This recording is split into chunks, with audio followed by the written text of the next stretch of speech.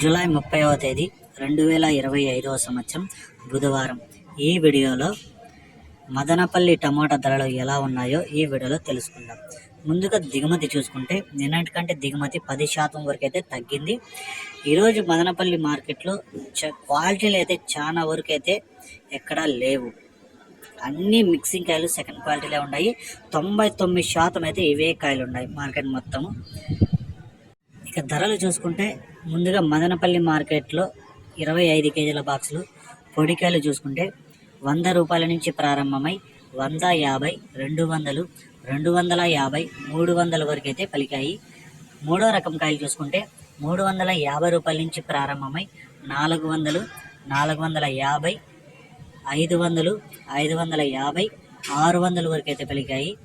ఇక రెండో రకం కాయలు చూసుకుంటే 800 నుంచి ప్రారంభమై 850, 900, 950, 1000 రూపాయల వరకు అయితే పలికాయి.